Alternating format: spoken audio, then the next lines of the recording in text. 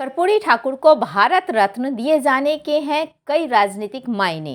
बिहार के पूर्व मुख्यमंत्री कर्पूरी ठाकुर को मरणोपरांत उनकी 100वीं जयंती पर भारत रत्न दिए जाने का ऐलान किया गया।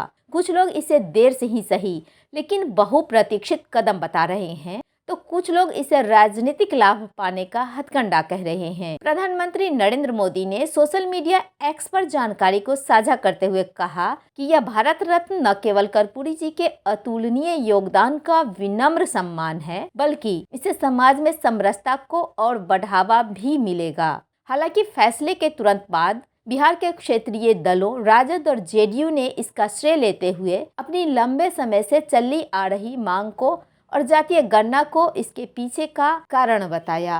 मरणोपरांत भारत रत्न से अभी तक देश में 16 प्रतिष्ठित व्यक्तियों को सम्मानित किया जा चुका है और कर्पूरी ठाकुर का नाम 17वें स्थान पर है। भारत में सबसे पहले मरणोपरांत भारत रत्न से लाल बहादुर शास्त्री को 1966 में सम्मानित किया गया था। इसके बाद 1983 में आचार्य विनोबा भावे को, 1988 में मणिदूर गोपालन रामचंद्रन को, 1990 में डॉक्टर भीमराव अंबेडकर को, 1991 में राजीव गांधी को, सरदार वल्लभ भाई पटेल को, 1992 में सत्यजीत रे को, मौलाना अबुल कलाम आजाद को, 1997 में अरुणा आसफ अली को, गुलजारी लाल नंदा को, 1998 में गोपीनाथ बोरदोलई को, 1999 में जयप्रकाश नारायण को, 2015 में पंडित मदन मोहन मालवीय को, 2019 में डॉक्टर भूपेंद्र हजारिका और नानाजी देशमुख को मरणोपरांत भारत रत्न पुरस्कार मिल चुका है। जननायक के रूप में प्रसिद्ध कर्पूरी ठाकुर 2 बार बिहार के मुख्यमंत्री रहे। वे दिसंबर 1970 से जून 1971 तक